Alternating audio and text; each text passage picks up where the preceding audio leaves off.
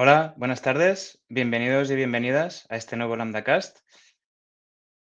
Hoy vamos a hablar sobre OKRs y, bueno, lo primero que quería comentaros, veo que se está apuntando ya a bastante gente, es que tenemos el chat abierto en LinkedIn, entonces cualquier duda, cualquier comentario, cualquier cosa que queráis aportar, pues estaremos encantados de leerlo y de responder todo lo que podamos.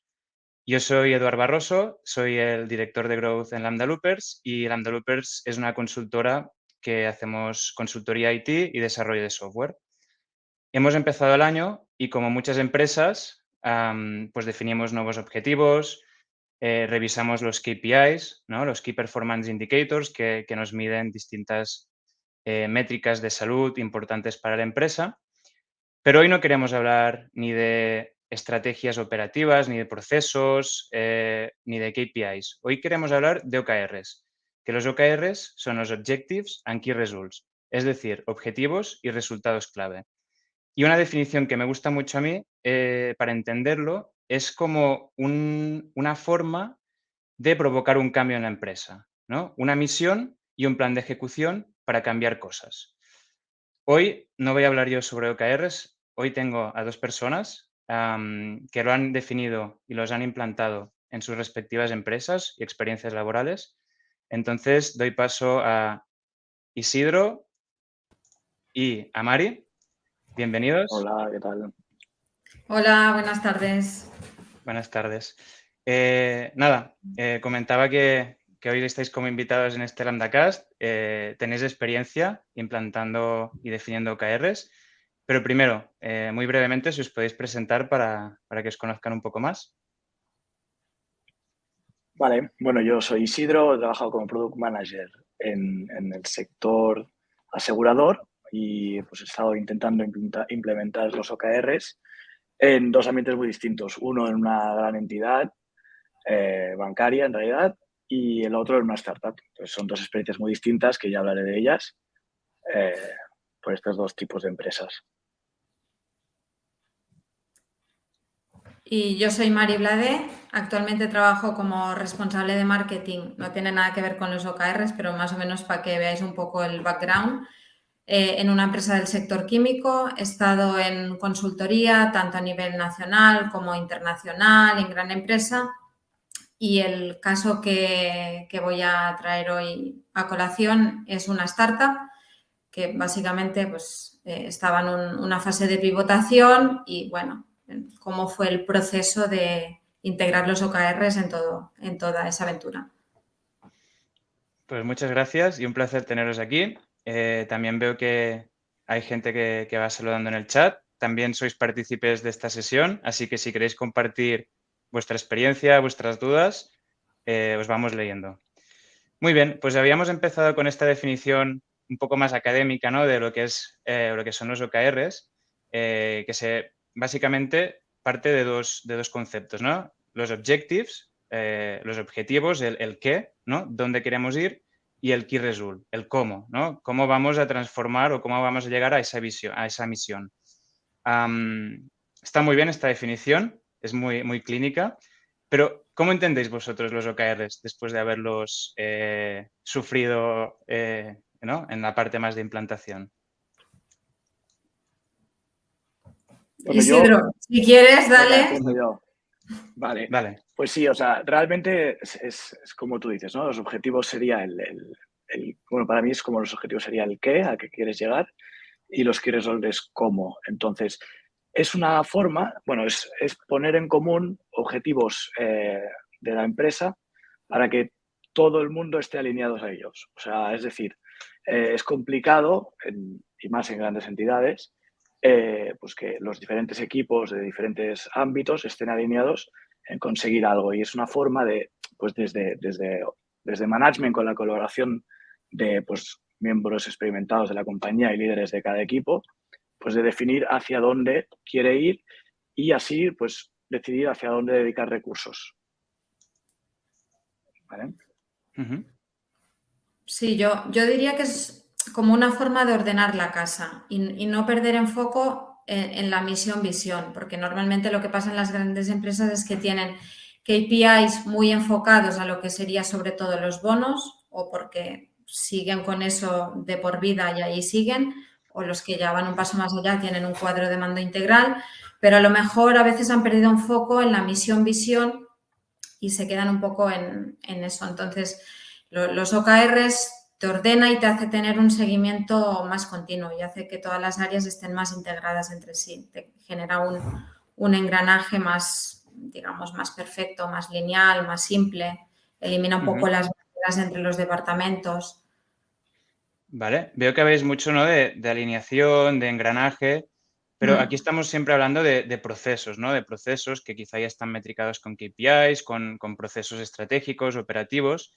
Una cosa que se habla mucho es, o que yo por lo menos he leído mucho, es en cuanto a cómo nos ayuda a hacer un cambio, ¿no? A promover un cambio, provocar un cambio incremental, una mejora, una disrupción. Y no lo habéis comentado. ¿Es porque es una promesa que no acaba sucediendo del todo? ¿O qué me podéis decir? No, en realidad, para mí sí influye a la hora de después pues, priorizar. O sea, cada cambio incremental, a partir de los OKRs, le puedes dar un peso, ¿no? Puedes intuir o estimar un peso y sí que pues promueve que se sucedan aquellos que van a influir más. Por lo tanto, sí que pues influye en esto, en el desarrollo de incrementales. Claro, es que yo Pero, te diría que... Bueno, termina, Isidro. No, sí, no, pero que quiero decir, al empezar con una definición, para mí el punto más clave, y como mínimo cuando yo lo he aplicado, ha sido más para este alineamiento de las distintas áreas. Claro, yo por ejemplo, en el caso que lo he aplicado es una startup, entonces en el entorno startup ya es que no puedes hablar de disrupción porque la definición de startup ya es disruptiva, entonces ya el ambiente ya lo conlleva. Claro, si tú lo intentas aplicar a una empresa muy tradicional, pues es otro entorno, pero el tema es que, por ejemplo, aquí partimos de dos tipos de empresa, o las startups que ya lo usan por convicción o algunas por seguir un poco el modelo startupero, o las grandes empresas que están empezando ahora. Entonces, bueno, veremos a ver si logran ese cambio o no. Muy bien, entendido. Veo que Santiago está planteando una pregunta. Si me permites, la vamos a guardar para un poco más adelante, pero la tenemos registrada. Vale, entonces, siguiendo en la parte esta de los objetivos, bueno, también pues se habla mucho, ¿no? ¿Cómo definir estos objetivos? Al final es muy importante saber hacia dónde quieres ir, ¿no? Y se habla mucho de pues, que sean aspiracionales, que sean un poco ambiciosos o bastante ambiciosos en algunos casos, ¿no? Además, es un framework que se ha aplicado mucho en empresas americanas inicialmente, que siempre tienen pues esta visión global, bastante ambiciosa, ¿no? De conquistar todo el mercado, de conseguir grandes cosas. Entonces, siempre se le ha asignado esta componente, ¿no? Vosotros, cuando empezasteis a definir los OKRs, ¿teníais esta mentalidad ¿no? dentro de, o sea, sobre la mesa, o lo planteasteis un poco distinto? Yo en mi caso sí que, pues, la teoría te dice que en realidad tú los OKRs, si los estás planteando bien, deberías llegar al 70% de ellos, ¿no? Entonces, esto es un punto que después, luego si queréis comentamos también, pero que va muy alejado del tema de los bonuses, y esto lo comentaba antes Mari, porque al final, pues, tú no puedes marcar tus bonus en función de algo que tú esperas conseguir un 70%. Pero sí, o sea, para mí es importante ese punto pues, ambicioso, porque no quieres llegar a finales de, por ejemplo, pues si defines unos OKRs trimestrales, no quieres llegar a este fin de trimestre habiendo cumplido tus objetivos. Ahí pierdes todo ese alineamiento que ya habías conseguido. Entonces, para mí siempre tiene que estar un poquito por encima de lo que realmente vas a poder conseguir. Mari, tú creo que tenías un punto de vista también. Sí, o sea, nosotros los planteamos, de hecho, yo creo que hasta demasiado aspiracionales y demasiado misionales, y ese es, entre comillas, el pecado que puedes caer, o sea, el pensar, bueno, vamos a conquistar el mundo, está muy bien que tú digas quiero llegar hasta el infinito y más allá, pero hasta dónde está el punto realista y el punto en el que se encuentra la empresa. O sea, a veces quieres plantear algo que no estás en ese punto y que a lo mejor estarás en 3 meses, 6 meses o un año y caes un poco en el error de cuando son tan aspiracionales que a corto no puedes llegar, entras en valle. O sea, que después dices, bueno, hay que reformularlos porque eran demasiado ambiciosos. Y tampoco puedes caer en ese bucle de decir, bueno, ahora los pongo muy ambiciosos porque quiero llegar, después los bajo porque veo que no. O sea, hay que encontrar un poco el equilibrio. Claro, ahí Isidro ha dado una cifra, ¿no? Que creo que debe ser Mm. importante porque al final es esto, si lo sobrecumples, quizá pues no eran lo suficiente, no tenía el impacto que buscabas, pero si te quedas muy por debajo, también supongo que desmotiva al equipo o incluso podría ser que no es una prioridad y ya no se habla de él, ¿no? Se define una carrera a principio de año, pero después hay otras cosas y se obvia, ¿no? Entonces, entiendo que es algo que está muy vivo y que tienes que ajustar, ¿no? A este nivel de ambición. No sé si tendríais alguna recomendación visto, ¿no? Un caso que quizá dices, ostras, demasiado aspiracional, ¿no? ¿Cómo lo enfocas? Nosotros, por ejemplo, en uno de nuestros objetivos era pues, incrementar el número de ventas y lo pusimos, pues, como ha comentado Mari antes, o sea, a unos niveles que era imposible que fuéramos a llegar realmente. Era el mejor de los casos y sí que es verdad que, hostia, pues empiezas a ver, tú lo enfocas, ¿no? Viendo pues la progresión que has tenido en los últimos años, ¿no? Haciéndolo un poco lineal, intentas siempre tirar un poquito al exponencial y ir pues por encima de tu crecimiento actual, ¿no? Y lo que pasa es que nosotros lo llevamos a niveles muy extremos. ¿Y qué pasó? Pues nosotros hicimos un parón a mitad de ciclo para redefinirlo, porque al final era como cuando tú el objetivo lo ves tan lejos, pierdes la motivación también. Pero sabes que no vas a llegar a un número que se ha puesto y pierdes la motivación. Entonces hicimos un parón, redefinimos y viendo el crecimiento que habíamos tenido, pues volvimos a definirlo, también ambicioso, tampoco llegamos, pero bueno, estuvimos más cerca.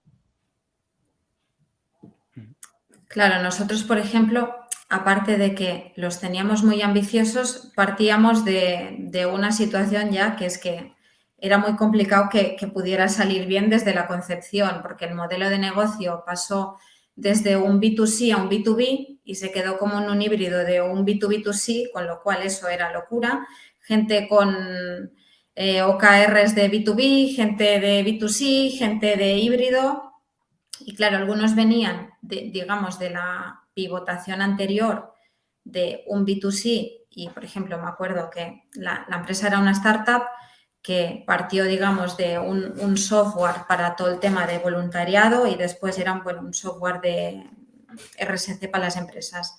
Y recuerdo que había uno que era específicamente de los usuarios que debían usar la plataforma y nos pusimos 100.000 y apenas usaban la plataforma 1.000. O sea, era una locura absoluta. Además, era un indicador que tampoco nos servía en el día a día, porque al final era algo que las empresas, entre comillas, no valoraban tanto a corto plazo, que nos pusimos ese indicador más pensando en la misión, que era generar impacto en la sociedad, y no tanto en el modelo de negocio que había cambiado. Y bueno, allí se juntó un caldo de cultivo de... nos sentamos y dijimos, eso no hay por dónde cogerlo. Entre el híbrido del B2B2C, algo que venía de antes y algo que es misional, aspiracional, más de impacto, hay que sentarse. Bueno, a nosotros nos pasó también que al estar tan lejos, nosotros estábamos centrados en el B2C y teníamos ahí en el aire el tema del B2B2C. Al estar tan lejos intentando la B2C, de repente intentamos cambiar el foco, intentamos adelantar una cosa que teníamos planeada para más tarde, que era el B2B2C. Bueno, ahí perdimos el foco total y fue pues eso, ¿no? Por demasiado aspiracional. Claro, es que eso es lo que te pasa, porque después pierdes foco y dices, bueno, ¿a cuál de los dos voy? O pivoto o adelantas algunas cosas que tenías un poco para cumplir los OKRs, pero que a lo mejor no está alineado con la velocidad del negocio y ahí ya. Eso es. Claro, Sí, por sí. eso ahí muy importante cómo se definen, ¿no? Y aquí pincho una pregunta de Albert Cardona que preguntaba esto, ¿no? ¿Quién debe generar estos OKRs? uno mismo, el manager, ¿no? Un poco de dónde salen. Aquí hay esta teoría, ¿no? La parte más teórica, que es la que explicaré, ¿no? Que hay dos tipos de alineación, ¿no? Una que se llama explícita y otra que se llama direccional. La explícita, digamos, es que management, por ejemplo, define un OKR, un objectives con varios key results, y un área por debajo coge esos key results y los convierte en sus objectives, ¿no? En sus objetivos. Y así, de una forma jerárquica, vas traspasando, ¿no? esta misión en planes de ejecución en las distintas áreas, ¿no? El direccional es un poco más innovativo, podríamos decir, y es pues que yo miro un objetivo o un OKR de un área por encima o por el lado y con eso pues me creo mi propio OKR, un poco tomando inspiración en lo que los otros quieran conseguir. Vale, la teoría está muy bien, pero en vuestra experiencia, ¿quién generó estos OKRs y cómo los definieron, no? Ferran, de hecho, también pregunta, que lo podemos ya incluir también en la respuesta, ¿en qué momento se definen? Pues... Yo, bueno, en nuestro caso, separamos un poco el objective de los key results. Desde management nos llegaban objetivos sin numerar, es decir, ponemos el ejemplo del número de ventas. Hay que incrementar el número de ventas, ¿no? Entonces, el equipo veía un poco pues, las posibilidades que tenía, decidía un poco hasta dónde se podía llegar y a partir de qué key results se iba a llegar a este objetivo. Entonces, esto se presentaba a management otra vez y en una discusión se acaba definiendo tanto el objetivo con un número, pues hay que incrementar un 20% de las ventas, como los key results en esta discusión con management. Nosotros pasamos por varias etapas. O sea, por ejemplo, yo me acuerdo que cuando yo entré y estábamos empezando este modelo de pivotación, pues el modelo era que cada uno se definía sus OKRs, viendo un poco pues, cuál era su área y viendo el compañero, y management después alineaba un poco. Lo que pasa que eso al final había cosas que dos estaban midiendo lo mismo desde ópticas diferentes, no estaban alineados y tampoco tenía mucho sentido que algunos no estaban alineados con el momento del crecimiento del negocio. Entonces, había algunos indicadores que no servían de nada, literalmente. Fuimos puliendo y al final, un poco lo que comenta Isidro, management sí que definía las directrices y cada uno después veíamos un poco cómo implementarlos. O sea, con el paso de los meses lo pulimos. Es que si no, no te sirven de nada si cada uno se define un poco los suyos en función de él mismo y el compañero. Claro. Esta primera estructura más explícita, ¿no? Se atribuye normalmente a una estructura quizá menos innovativa, más de voy a marcar muy bien lo que hay que hacer, incluso que puede llevar un poco al micromanagement, ¿no? Es decir, voy a... ¿no? La otra, la direccionar un poco más de innovación, de, bueno, sacar las ideas. Yo también lo que he visto, que comentan como buena práctica, es hacer esta estructura de W, ¿no? Baja de management, va bajando, después vuelve a subir con la propuesta desde abajo hacia arriba y después vuelve a bajar y vuelve a subir, ¿no? Hace estas dos iteraciones, digamos, para, bueno, de alguna forma tener este periodo de tanto, entiendo que de negociación como de alineamiento para que todo tenga sentido, ¿no? Que por un lado no pase lo que decía Mari de, bueno, cada uno al final se inventó lo suyo y no estaba tampoco muy alineado y tampoco que te venga todo dado y que tú tengas que hacer lo que te está diciendo otro, que no te da tampoco ese punto de, ya no creatividad, sino que entiendo que pues, la gente que está a pie de calle, por ejemplo, tiene mucha intel, mucha información de cómo está el mercado, de lo que los clientes están diciendo, que quizá otra persona más arriba no tiene ese conocimiento. Entonces, ¿cómo se alinean? Y en cuanto a cuándo se definen, que preguntaba Ferran, ¿qué queríais comentar aquí? A ver, depende del tipo de empresa y depende del momentum. O sea, por ejemplo, pues en una startup es evidente que empiezan casi con los OKRs desde el minuto 1, porque definen misión, visión y OKRs. Si estás en una empresa que vienes del tradicional, de los KPIs, pues hay que ver si lo aplicas solo en un área, si lo aplicas en todas las áreas, si quieres solo para un negocio, o sea, depende. Es que eso Yo no en hay una startup, respuesta. en startup nosotros no empezamos con OKRs, o al menos no eran transparentes para toda la empresa, que eso es uno de los puntos clave de los OKR. Y fue en el momento que necesitábamos alineamiento por un cambio al final pues todo estaba focalizado en ventas para pues levantar dinero, y en el momento que ya lo teníamos había que ir hacia producto ya. Y este cambio de paradigma pues era como, bueno, tenemos que alinear a la empresa, y vimos la necesidad y lo hicimos así, pero es verdad que no fue una buena práctica empezar sin. O sea, realmente debería ser desde inicio. Y no sé si va también por en qué momento, cada cuánto, pero nosotros, bueno, digamos a principio de año, y lo he hecho tanto anuales como trimestrales. Para mí mejor, o sea, cuanto más interés mejor. Trimestrales sería mejor que anual. Y es algo que vas definiendo, pues eso, acercándose ya a la fecha de fin de ciclo, pues vas ya definiendo los siguientes. Y cada trimestre, por ejemplo, ¿cuántos OKRs os marcabais? Es que depende. Nosotros es que al final objetivos realmente 2, 3. Sí. Lo que pasa que sí que luego bajábamos, pues ya en función de cuántas áreas estaban implicadas, pues teníamos más key results o menos. 2, 3 a nivel de empresa, que después se van Sí. capilarizando hacia las áreas. Vale. Sí, Eso es.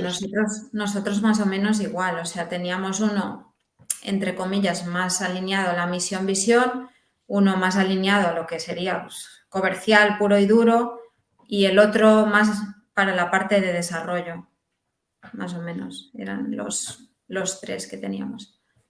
Vale. ¿Y por qué lo decidisteis, digamos, categorizar así? Un poco... No, a ver, no lo categorizamos así, ¿eh? Te estoy diciendo más o menos cómo teníamos estructurado los bloques, pero no es Vale. que hubiera un bloque que se llamara misión-visión, otro Ya. comercial, sino que, pues bueno, al final vimos que había, claro, una parte de lo que sería pues la comercial, que era clave, marketing y ventas, y la otra que era el desarrollo del software. Y pues misión y visión, pues para no perder el foco, ya está. Y bueno, enfocado también, digamos, a lo que era pues la captación de inversión, bueno, el modelo de negocio, etcétera, etcétera.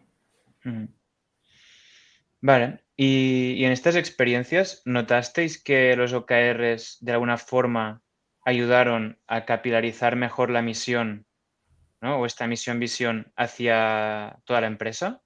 Porque también es una de las cosas que hablabais al principio, ¿no? De alineamiento, de remar hacia... ¿Lo notasteis realmente? ¿Que la gente tenía más conocimiento, estaba más, ¿no? Yo, por mi parte, sí. Quizás no tanto en esto de tan, digamos, bonito y teórico que es como la visión, tal, pero sí que es verdad que, por ejemplo, si nuestro objetivo era aumentar ventas, ¿no? Y los recursos eran los que eran a nivel comerciales. No daban para más, no podían llamar más, no podía... Era lo que era.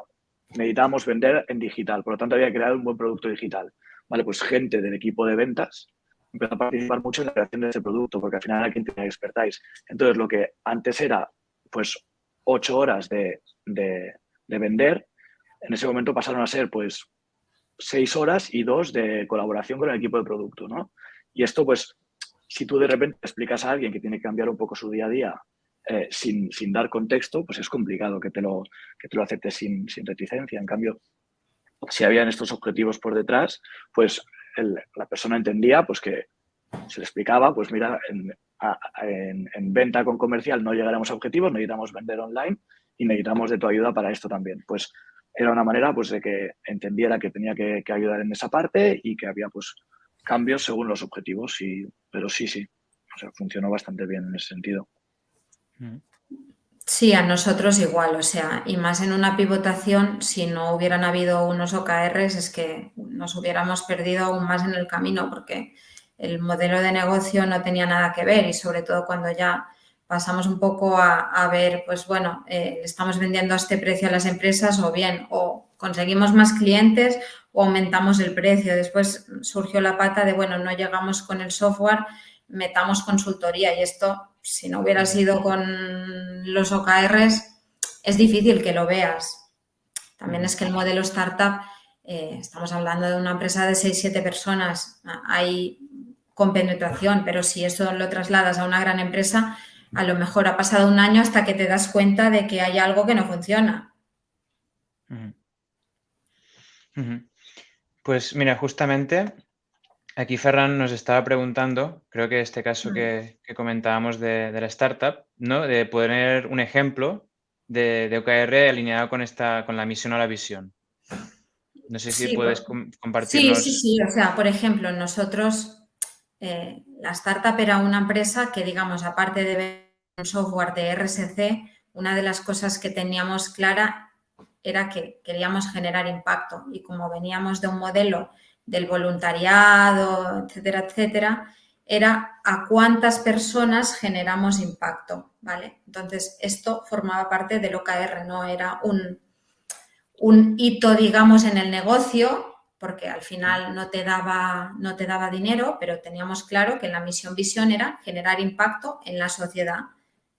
Y pues era un hito del número de personas a las cuales generábamos impacto. Y era para no perder el foco, o sea, para decir, bueno, es que el software pretende algo. Entonces, a lo mejor si nos desviamos de este algo, ya la esencia es otra. Justo.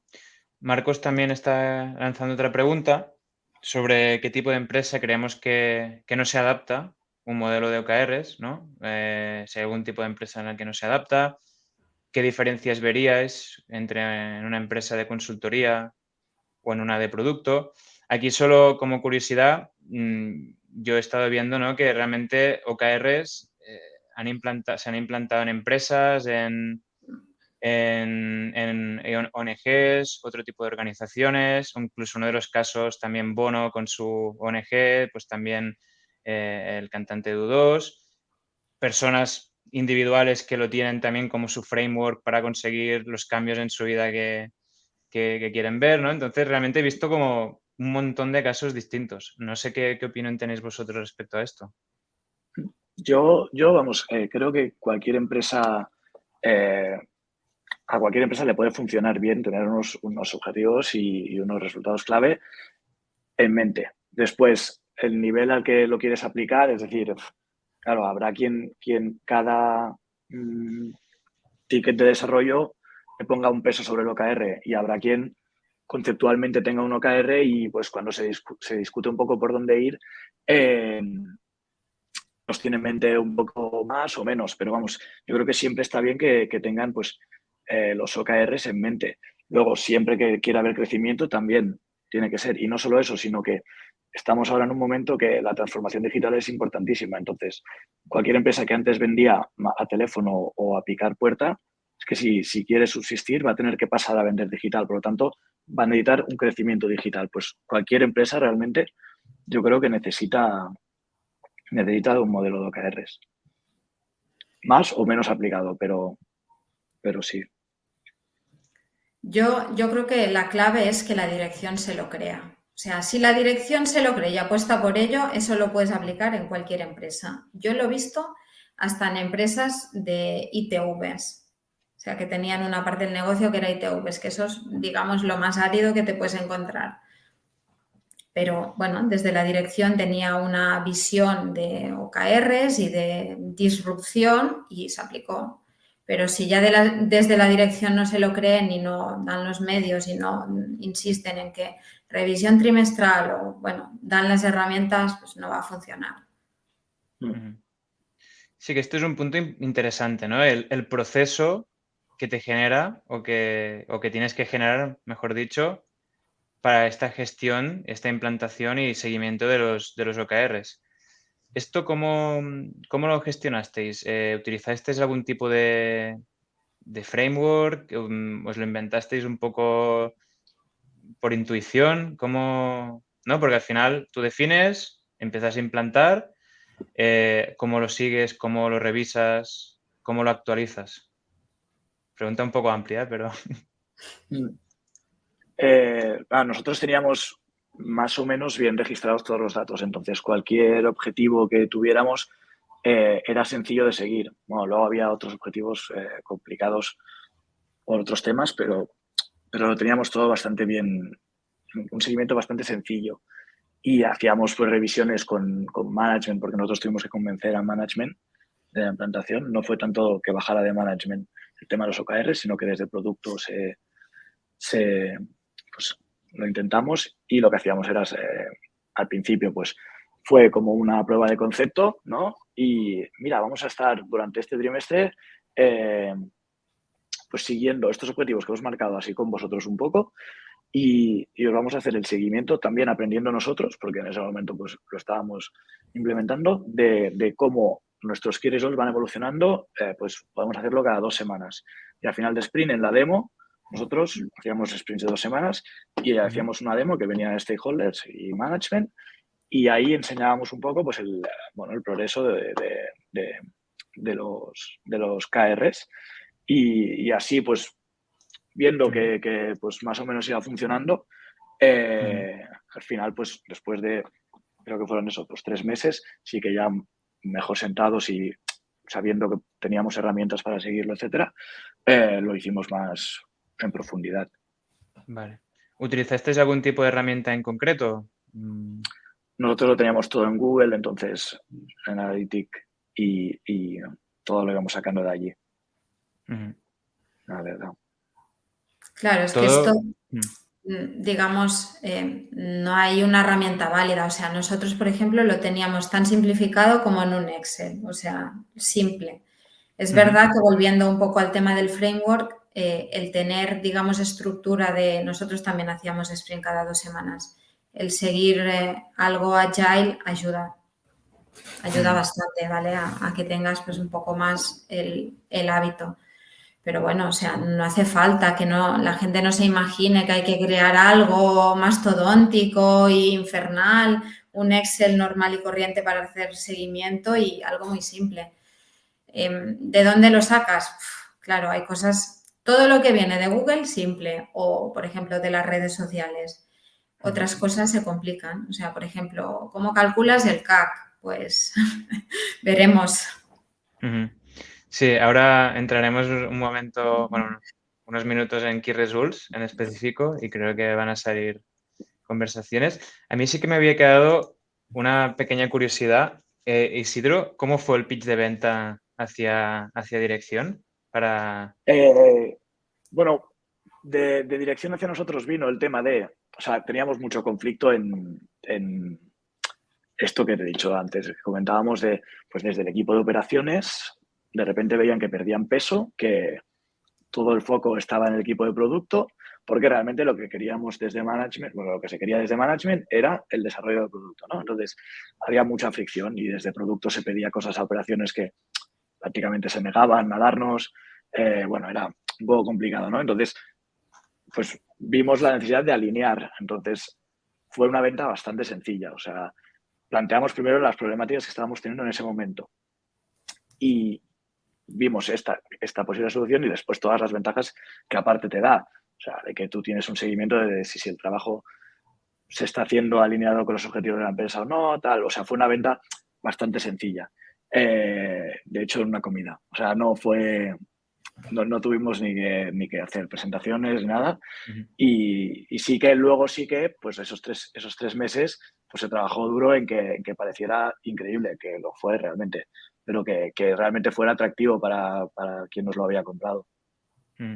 Entiendo que tiene una cierta componente de gamificación, ¿no? Si tú tienes, aunque sea muy fácil, como decía Mari, en un Excel, pero vas viendo que vas acercándote, ¿no?, a los key results, porque al final, ahora hablaremos más, ¿no?, pero para introducir los key results tienen que ser fáciles de medir, tienen que ser específicos, tienes que poder determinar si se han completado o no. Entonces, tiene esta parte, entiendo, de gamificación de, ostras, estamos llegando, y vas viendo una evolución más o menos continua, y entiendo que esto también ayuda a motivar, ¿no?, a la gente. Si pasa, si no pasa, bueno, hay que hay que ver cómo reajustar, ¿no? Pero Mm.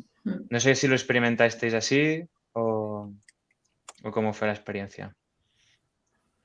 Sí, a ver, nosotros cuando estás en un entorno de startup tienes que buscar pequeñas victorias, o sea, si no lo planteas así y además, claro, terminas el sprint y si más o menos has llegado o te has acercado, pues es como un subidón, porque además hay tantas cosas que ya, entre comillas, van mal, cuesta encontrar clientes, cuesta encontrar el modelo de negocio, siempre estás con la presión de buscar inversores.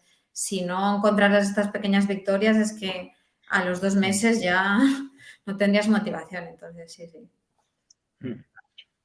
Bueno, también está el tema de que, claro, tú imagínate que estás sacando un incremental grande, ¿no? Y vas a tardar, pues, 4 o 5 sprints en sacarlo por fases.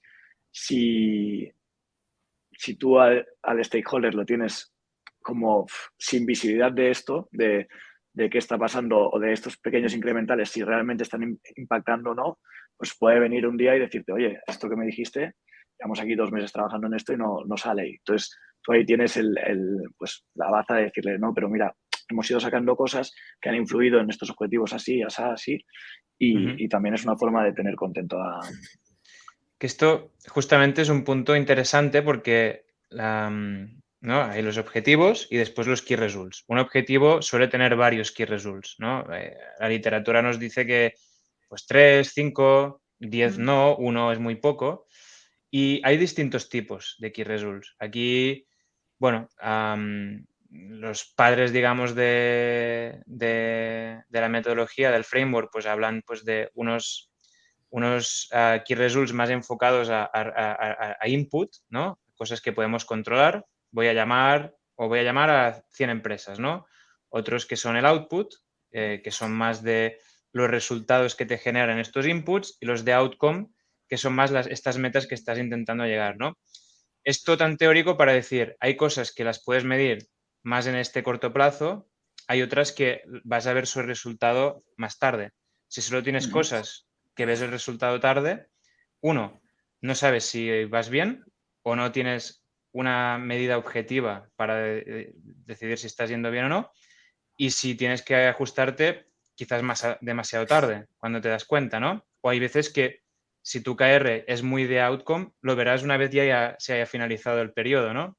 Entonces, ¿cómo fue vuestra experiencia definiendo qué tipo de KRs teníais en vuestro objetivo justamente para esto, para saber si ibais bien encaminados, pero también no pasaros por otro lado, que si al final dices voy a hacer 100 llamadas y 100 reuniones, tampoco estás consiguiendo nada en concreto, ¿no? Entonces, ¿cómo se balancea?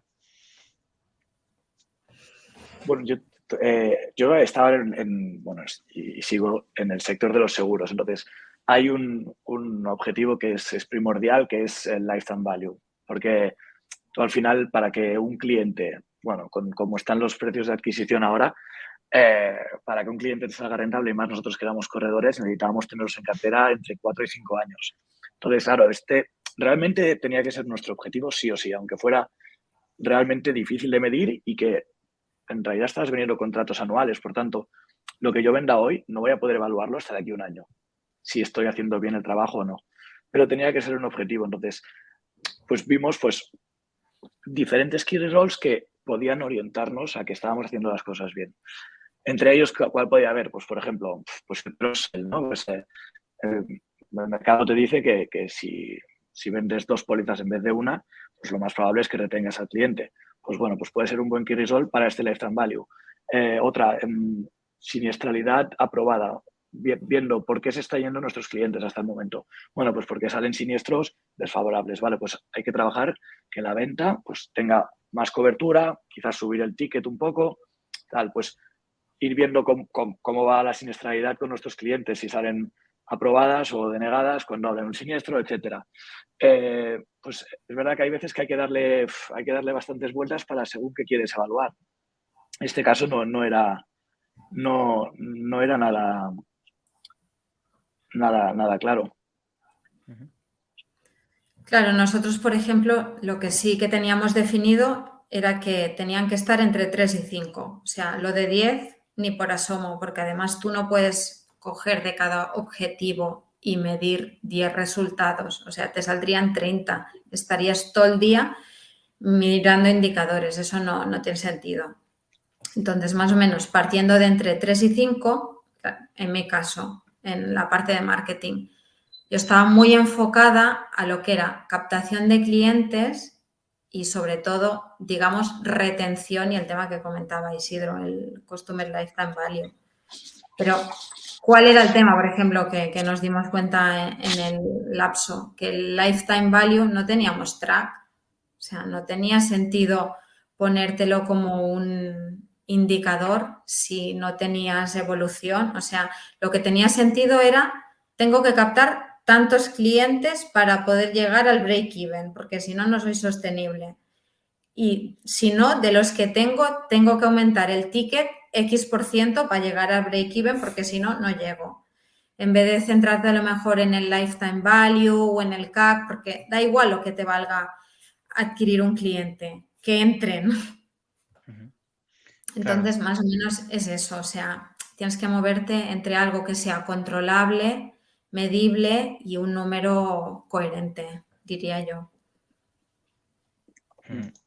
Adrià comenta que le gustan los key results relacionados con el lifetime Claro, value. si los puedes medir, eso es lo ideal, te da un poco la visión de la salud de la empresa, pero no siempre se puede medir. Claro, y entiendo que cuando ya estableces tu lifetime value, ya empieza a convertirse en un KPI, ¿no? Entiendo que lo que tú Claro. quieres es un incremento del lifetime value, quieres llegar a un número, ¿no? Una vez has llegado ahí, si tú dices, no, yo ya me siento cómodo con este número, con esta cifra, quizá ya se convierte en un KPI entonces y te vas a hacer una misión de un incremento de otra, ¿no? ¿O cómo lo enfocabais? Pero esto es algo de que también muchas veces hay este tipo de discusiones, ¿no? Que el KR esté en un tiempo determinado que tú quieres conseguir algo, ¿no? O mantenerlo. Imaginaos que, por lo que sea, hemos tenido pandemias, hemos tenido crisis, tú lo que quieres, no, yo quiero conservar mi lifetime value o mi cuota de mercado, pero tú tienes un plan en un tiempo determinado para que este número, ¿no? Pues se mantenga, crezca o lo que sea, pero una vez ya está en modo crucero, ya no sería un KR, entonces ya es un KPI que tú lo tienes ahí para revisarlo, ¿no? ¿Estáis de acuerdo con esta afirmación o cómo lo entendéis? Sí. Sí. Es completamente dinámico. E incluso, o sea, yo no se me ha dado el caso, pero si yo, por ejemplo, tengo un lifetime value ya que me parece ya suficiente y quiero aumentar el número de ventas, puede ser que la calidad de la venta sea peor y asuma que vaya a perder un poco de lifetime value. Incluso, pues, mi objetivo puede ser no perder más de un 2% de lo que tengo hasta el momento. O sea, esto, tú en función de cómo vas avanzando, tienes que ir variándolo todo. Sí, es completamente dinámico. Sí, es que después ya se convierte, o sea, para mí el cambio es cuando ya pasa a ser performance, ya es un KPI, porque Claro. ya es en tu día a día, tú tienes unas métricas que para digamos, que el negocio sea sostenible, tienen que estar, son como las constantes vitales. Cuando baja alguna de estas es alerta. Los otros es para el crecimiento del negocio, para un cambio en el negocio, para, digamos, mantener la motivación y, bueno, y la cohesión. ¿Y os había pasado alguna vez en alguna ocasión, pues tener un OKR que de alguna forma podía amenazar o podía disminuir alguno de los KPIs, pero se tomó la decisión pues de, mira, pues vamos a hacer esta apuesta y siempre en unos rangos controlados, pero somos conscientes y se toma esa decisión? Sí. O sea, al final, yo, por ejemplo, este caso que contaba, si tú querías que los siniestros estuvieran más cubiertos para que los clientes se quedaran contigo, ibas a aumentar el precio. Y aumentar el precio significa perder ventas. Entonces, pues, claro, tú tienes ese objetivo y ese key roll, pero tienes que monitorizar toda la otra parte. O sea, cómo va a afectar a los demás objetivos, al número de ventas. Y claro, hay que tenerlo siempre bien balanceado, porque al final tú tienes un objetivo marcado. Por eso digo que a mí me gustan más los objetivos a 3 meses que no a un año.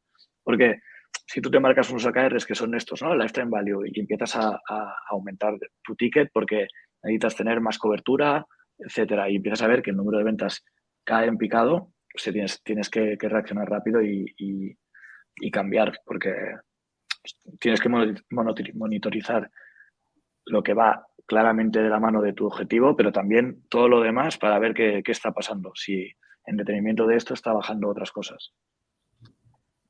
Sí, nosotros más o menos igual. O sea, yo recuerdo, por ejemplo, en mi caso específico del CAC lo teníamos mantener pues a un cierto nivel, ¿vale? Pero después nos dimos cuenta de que, a ver, lo que nos interesaba era la adquisición de los clientes.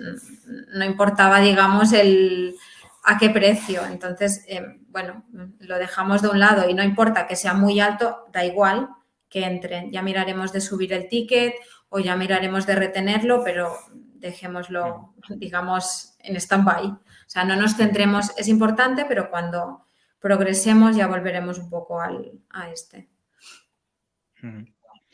Bien, Antonio hace rato preguntaba que si hay métricas complicadas de medir o interpretar, ¿cómo se ha gestionado esto? Es verdad que normalmente las métricas intentas que sean fáciles, ¿no? Pero de medir, pero podría ser que no tuvieras esa métrica, que no se hubiera medido nunca. Creo que comentaba Mari el tema del lifetime value, que era la primera vez.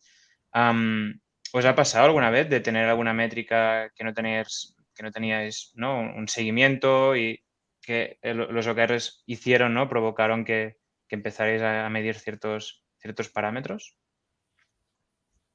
Sí, a ver, por ejemplo, lo del lifetime value es un caso muy claro, o sea, que no tengas track. Otras es, a veces lo que te puede pasar, por ejemplo, en el caso del CAC, que digas, es que yo para medirlo bien tengo que tener tantos datos de todo, no hay que ser tan dogmáticos, o sea, lo puedes medir más o menos aprox. O si algo es tan complicado de medir, a lo mejor o no aplica o hay que redefinir cómo medir, o sea, yo en esto no lo simplificaría. O sea, tiene que ser fácil, no puedes estar un día midiendo todas las métricas. Sí, yo sí que tuve un caso también. A ver, para mí el caso más claro es este, es el lifetime value, y bueno, yo la solución que dimos fue esta, pues ir por indicadores de que el lifetime value iba a subir, como son el cross-sell, etcétera. Pero otro caso es que se puede dar el caso, nosotros éramos corredores en un principio, por lo tanto vendíamos un producto de terceros. Entonces, había métricas que impactaban directamente en algunos de nuestros objetivos que tenían que ver sobre qué se estaba vendiendo, ¿vale? Y esto no lo teníamos registrados porque al final no era nuestro producto. Nosotros vendíamos en un primer momento de manera telefónica y no teníamos registrado exactamente qué estábamos vendiendo. Pero realmente, o sea, necesitábamos esa información tanto para seguir las métricas como para la creación del producto, y sí que pues pusimos mucho foco en ello, hicimos un squad de data quality, conseguimos conectarnos con APIs de los distintos proveedores o sea, nosotros sí que le dábamos mucho valor a eso, y aunque fuera complicado, después tuvo un buen retorno tener toda esa información. Muy bien. Mira, justo en 20 segundos, bueno, faltan 20 segundos para que queden 10 minutos. Si alguien se anima a preguntar más cosas, pues esto, 10 minutos de conversación, así que preguntad lo que queráis.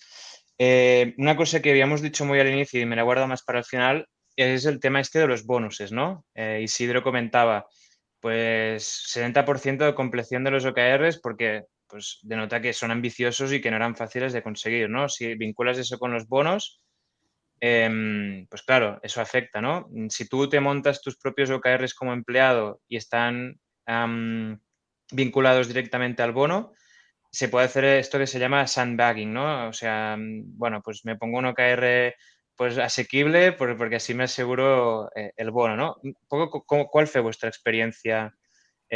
Sí que están relacionados, ¿no? Pero este vínculo tan directo parece que no es adecuado, ¿no? Entonces, ¿cómo lo utilizasteis? ¿O fue algo que no se habló, el bono con el OKR? ¿Cómo fue? Nosotros, por ejemplo, a Nosotros, nivel... Dale, sigue, dale, sigue. perdona. No, tranquilo, sigue. Sí. No, bueno, así rápido, pero a nivel ventas, que éramos tan ambiciosos, evidentemente no podía ir de la mano de los objetivos de ventas que tenían los agentes de ventas. Entonces, para mí tienen que ir completamente desalineados, o sea, no desalineados sobre todo en cuanto al valor. O sea, tú al final, una persona puede, pues, claramente uno de tus objetivos puede ser las ventas y vas a tener gente que vende y que va a ganar sus incentivos a partir de la venta, pero no pueden ir de la mano o sea, los incrementales que necesitas para cumplir tus objetivos o los personales del empleado. Porque al final puedes ser mucho más agresivo con los AKRs, que no lo serías si fueran de la mano con los incentivos de los empleados, porque si alguien sabe que si se pone unos key results de vender 40 pólizas al mes, lo va a cumplir, si se pone 70 no lo va a cumplir y al final es su dinero y no va a poner 70 pólizas, va a poner 40. Y luego también creo que es más sano que no vaya alineado. Es más sano a nivel dinámicas de equipos, etcétera, porque cuando tocas la buchaca de la gente, pues ya todo cambia un poco más, es más difícil. Sí, nosotros teníamos todo lo contrario, o sea, a nivel de startup, claro, depende del momento en el que estés, los bonos van, o digamos los beneficios van más vinculados casi que a acciones de la propia empresa que no al tema de los OKRs, o sea, lo teníamos cero alineado, con lo cual casi que el bono era la propia supervivencia de la empresa. Pero vamos, yo estoy de acuerdo con Isidro, yo no lo vincularía. Porque no, si no, hay dumping de OKRs. Claro. Entonces, hay que incentivar de alguna forma por eso que la gente les preste atención, ¿no? Porque si no, quizá también pueden ir al resorte de, bueno, yo me centro en lo que a mí me da mi bono y estas iniciativas de cambio, sí, muy bien, pero yo voy a conseguir mi cuota, ¿no?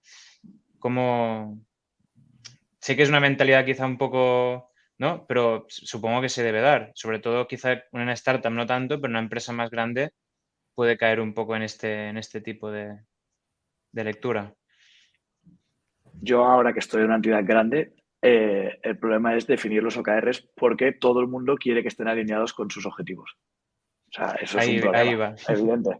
Es un problema evidente. Además, es una entidad que tiene 3.000 líneas de negocio, cada uno hace la suya, tienes sponsors de un lado, sponsors del otro, entidad de entidades, cada uno va por un lado y es difícil alinear a la gente. Porque, claro, dices, hostia, si mi objetivo es retener a gente y vamos a poner todo el foco en vender, es que a mí no me va a dar después mi bono.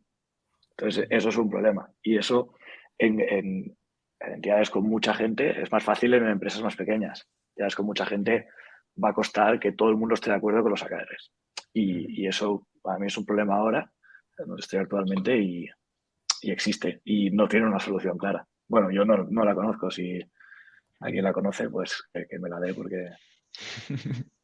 No sé si alguien en el chat tiene alguna solución. Adrián sí que tenía una pregunta, un poco relacionada con esto que decías, que comentaba, ¿cuándo se considera que los OKRs están 100% definidos? Pregunta para nota. Uf. A ver, yo te diría que desde el punto de vista misional, 100% definidos no están nunca, porque eso es un loop continuo, ¿vale? Sí que es verdad que algunos key results después se convierten en KPIs, o sea, cuando ya pasan a formar parte de la performance, dejan de ser un OKR y pasan, digamos, al desarrollo del día a día. Pero tú no puedes decir, bueno, a ver, los OKRs tienes un foco trimestral y tienes ese análisis trimestral y al trimestre evaluarás si los cambias, no los cambias, si siguen, no siguen, pero nunca están definidos, no son como los KPIs asociados a los bonos que se mantienen y perpetúan por años. No. Pero sí que en estos ciclos que decía Mari como trimestre, sí que es verdad que para mí el momento en que dices, ahora ya, no me los cambios, por Dios, es cuando coges tu backlog y le das pesos según los OKRs. En el momento en que empiezas a decir, vale, esto va a tener impacto aquí, esto va a tener impacto allá, y por lo tanto voy a priorizarlo por aquí o por allá. Allí pues sí que coges este commitment que debería ser el mínimo, pero bueno, pues intentas coger un commitment de que están ya 100% definidos. Sí, sí. Pero Eso sí, claro. lo que dice María, o sea, no, debería ser, bueno, es que al final es pues iterar, incluso en los objetivos de la empresa. Sí, sí. Muy bien. Pues no sé si de momento no veo más preguntas. No sé si para ir cerrando queréis compartir alguna experiencia más, alguna recomendación. Creo que hay gente, he visto que están aquí atendiendo que están implantando OKRs o lo están empezando a definir. No sé si alguna recomendación, alguna piedra que os tropezasteis que, bueno, que quizá se las pueden saltar para ir cerrando. Yo A les mí, diría que pierdan un poco el miedo, o sea, que la gente lo ve, pues no, esto es para startups, es para Google, es para gente que lo aplica con metodología Agile, que sí, que, o sea, que la base más o menos es esa, pero que se puede hacer de forma simple, empezar con una pequeña parte del negocio si es una empresa grande. O sea, no es tan complicado como parece. Después en el día a día te ordena y bueno, vas viendo sobre la marcha, pero ese sería como el aprendizaje principal y que también no pierdan el foco de medir cosas absurdas, después medirlo todo, después, o sea, que pasa el efecto contrario, después pasas de no medir nada a querer medirlo todo y no tienes track de todo, o sea. uh-huh. Y yo añadiría que a la hora de definir los objetivos, si no se tiene claro por dónde ir, nosotros nos fue muy bien, que no lo hemos comentado y es un tema largo de hablar, pero utilizar el tema del North Star Metric, que es una métrica bastante genérica, es un paso anterior a los objetivos, de la que pueden caer objetivos. Y Sí. te sirve mucho porque, bueno, está el caso de Spotify, que es muy claro, que es... y es famoso, que ahora mismo tampoco lo recuerdo del todo, pero era algo así como, bueno, ¿cuál es nuestro North Star? Que es una métrica, ¿vale? Que va a basar todos nuestros objetivos. Y entonces empiezan a iterar, ¿no? Y dice, pues, mira, pues yo necesito pues mucho cliente, mucho usuario, ¿no? Pues quiero, mi North Star Metric es la adquisición de usuarios. Entonces dice, ya, pero bueno, o sea, que realmente ahí te pones a mirar y al bajar objetivos te das cuenta de que estás dejando de lado otras cosas, ¿no? Entonces, esto es un workshop muy interesante para empezar. Ellos acabaron sacando que eran minutos escuchados por usuario, porque eso les llevaba tanto pues, la retención, después sabían que a más minutos escuchados habría más gente que convertiría al premium. Bueno, pues es bastante interesante de leer y que si os lo queréis leer, que sirve bastante para hacer este ejercicio que nosotros lo hicimos para definir nuestros objetivos, que es un paso previo y que es interesante. Muy bien, pues buenas recomendaciones. Al final es esto, ¿no? Lanzarse, no tener miedo, iterar, no complicarse, cosas que se pueden aplicar a muchas cosas distintas en la vida y bueno, los OKRs pues al final es una forma de comunicarse, de alinearse, de remar hacia una misma dirección, ¿no? Y de provocar cambios. Entonces, sí, me parece muy interesante. Y nada, si no hay más preguntas, que veo que no, pues daros las gracias porque la verdad es que yo por lo menos he aprendido un montón. Creo que la gente en el chat que ha preguntado también hemos resuelto todo y ya está. Y seguimos trabajando. Muchas gracias. Muchas Bueno, gracias. gracias. Me vaya muy bien.